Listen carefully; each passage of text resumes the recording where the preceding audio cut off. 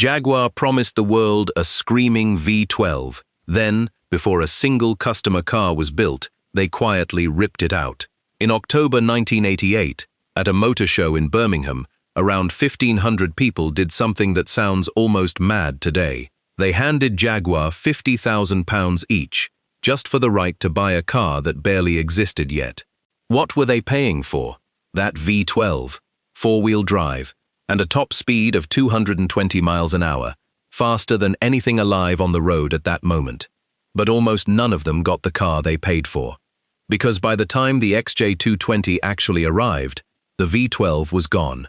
Torn out before production even started, and replaced with something buyers never asked for and openly hated. Some of them were angry enough to drag Jaguar into court. So what happened? What killed the engine this entire car was built around? And here's the part nobody expects. The replacement everyone mourned was actually the faster one. Okay, let's get into it.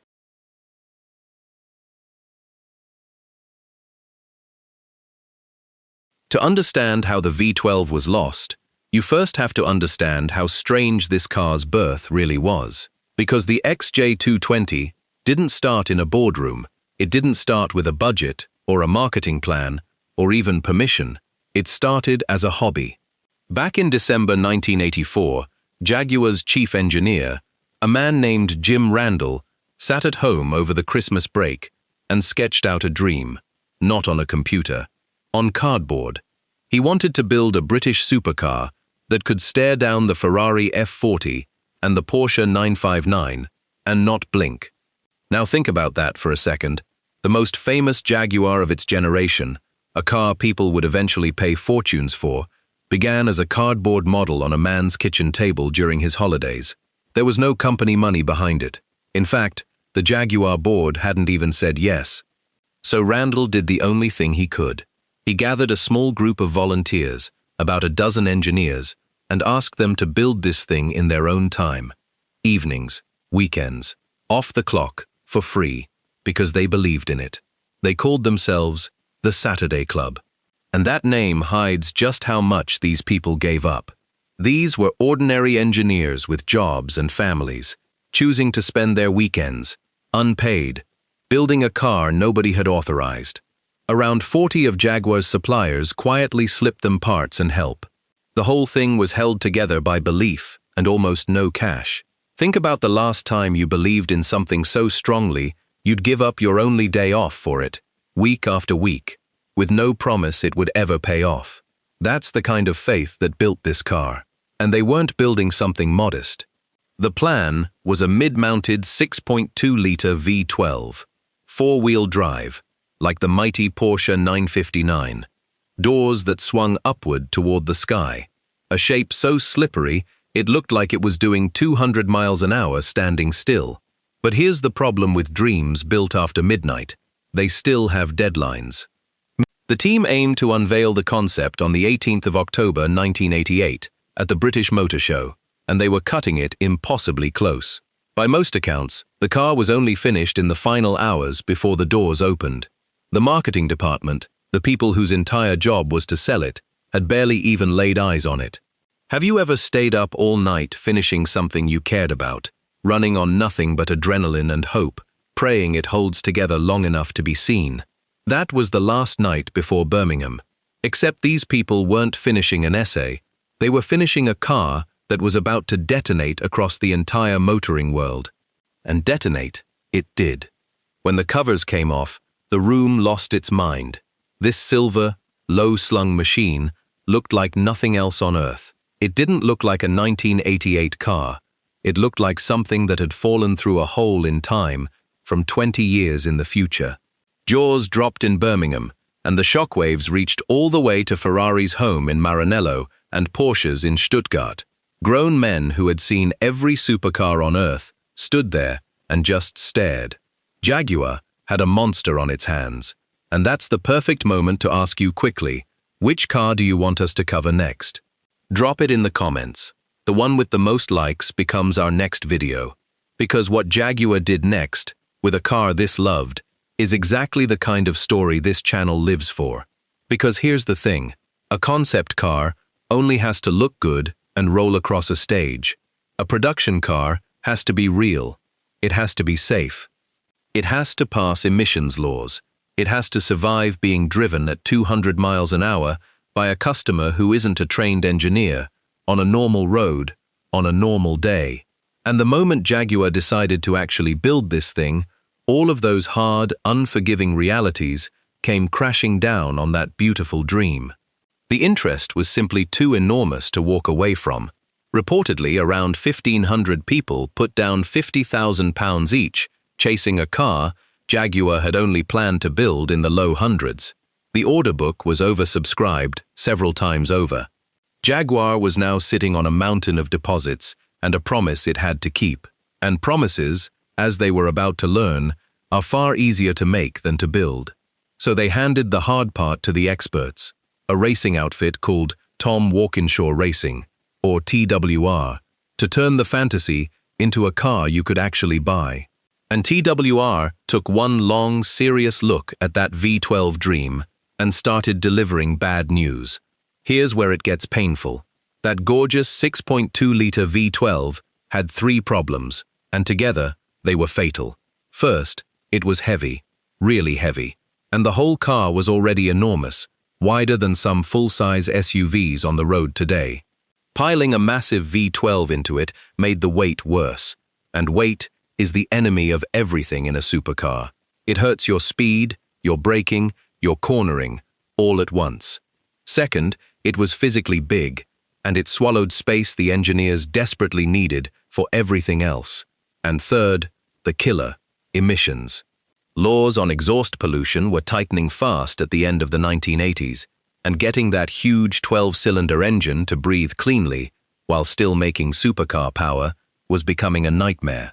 Now pause here, because this is the part almost everyone gets wrong, and I want you to be the person who actually knows the truth. People love to say the V12 simply couldn't pass emissions. That's not the full story. The V12 was possible, but it was heavy, bulky, and a legal headache. And sitting right there was an easier road that solved every one of those problems at once. A smaller engine, a 3.5-liter V6, twin turbocharged, that was lighter, more compact, cleaner, and, unbelievably, more powerful. It even let the engineers lower the car's center of gravity and balance its weight better. On paper, it was the smarter choice in every single way. So Jaguar took it. The V12 was out. The V6 was in. And the moment that news reached the buyers, the outrage began. Because to them, the story sounded like betrayal. Word spread that the replacement engine was based on a unit from the MG Metro 6R4, a rally car, with roots in the Austin Rover world that built ordinary family hatchbacks. But even a few small parts on the finished car, certain lights and switches, came from humble, everyday vehicles. Buyers felt cheated. They'd paid supercar money for a screaming 12-cylinder engine, and now they were being handed what sounded like a warmed-over hatchback motor. Put yourself in their shoes for a moment. You've bragged to everyone you know about your incoming V12 Jaguar, and now you have to explain it's got the same basic engine family as a little rally hatchback. The embarrassment alone would sting. But this is where the real story turns, and where those angry buyers were more wrong than they could possibly have known. Because that hatchback engine had a secret bloodline. Trace it back far enough, and its basic architecture descended from the Cosworth DFV, the most successful and celebrated engine in the entire history of Formula One. This was not Econobox DNA. This was racing royalty, hiding under a rally car's badge. And it gets better. That same twin-turbo V6 wasn't some part-spin afterthought. TWR had already been racing it, in Jaguar's own Group C endurance sports prototypes, the XJR10 and XJR11, the fearsome machines built to battle at places like Le Mans. In race-tune, that little V6 could be pushed toward 800 horsepower. Read that again, 800, from an engine buyers were sneering at. Now here's the irony that should make your jaw drop. Jaguar's famous V12 had already been dumped from those race cars, for the exact same reason it was about to be dumped from the road car. New rules had limited how much fuel the racers could burn, and the thirsty V12 simply couldn't keep up. So the engineers had already learned, on the track, in the heat of real competition, that the compact turbo V6 was the smarter weapon. In other words, the buyers thought they were being handed a cheap hatchback motor.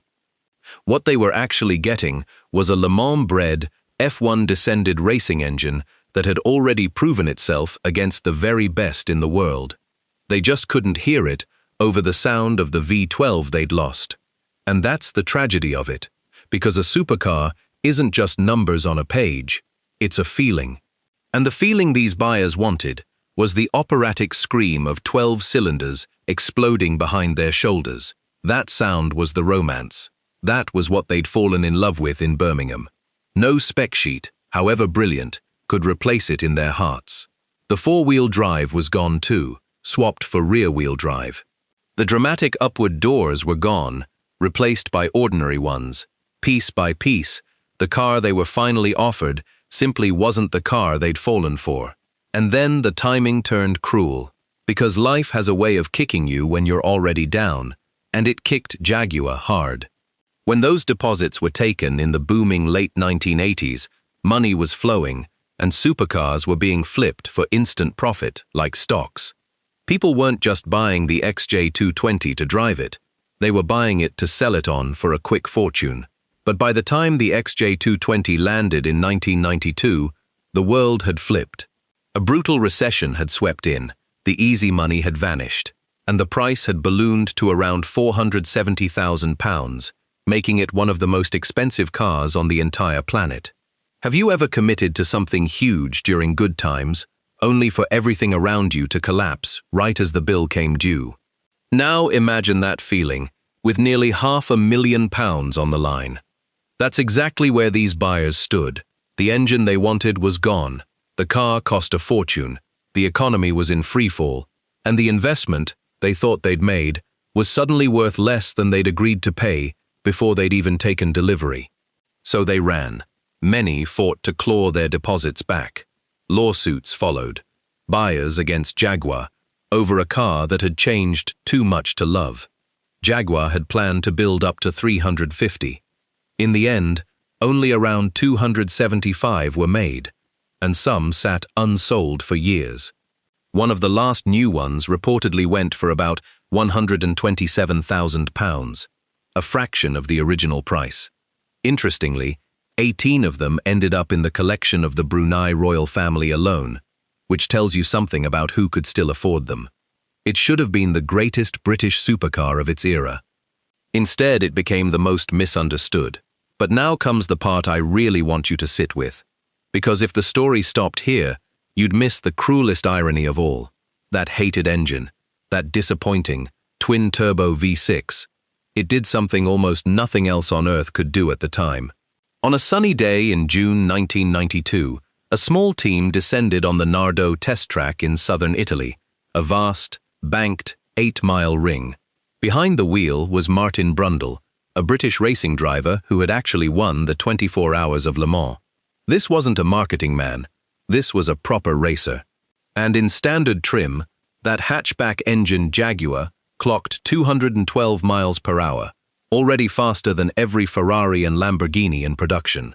Then the team removed the catalytic converters, which weren't even required in Europe at the time, and raised the limiter, and Brundle sent it around again. This time, 217 miles per hour, not the full 220, agonizingly short of the number in its own name, but fast enough to make the XJ220 the fastest production car in the entire world. It snatched that crown away from Ferrari and Porsche in Ferrari's own backyard and held it for years until the legendary McLaren F1 finally came along. Think about the sheer unfairness of that. The car was mocked for missing 220 by 3 miles an hour, but 217 still beat every rival on the planet. The engine people called a downgrade delivered world-beating, record-breaking speed, driven by a Le Mans champion, and got sneered at anyway, purely because it had 6 cylinders instead of 12. And here's the ending nobody who cancelled their order in 1992 could have predicted. For years, The XJ220 was treated as a punchline, a beautiful failure, a car that broke its promises. Values crashed, owners lost money, some couldn't give them away. But time, it turns out, is the great forgiver. Today, that same disappointing supercar is celebrated as one of the last analog giants, a true 200-mile-an-hour machine from an age before computers smoothed all the drama away. Good examples now trade for hundreds of thousands of pounds, and the car is finally getting the respect it was denied when it was brand new. So the people who walked away, the ones who couldn't forgive the missing V12, they didn't just lose a car, they walked away from a record-breaking, Le Mans-bred legend right before the world woke up to what it actually was. And that's the quiet lesson buried in the XJ220's story. Sometimes the thing you're promised and the thing you actually get aren't the same, and that gap breaks people's hearts.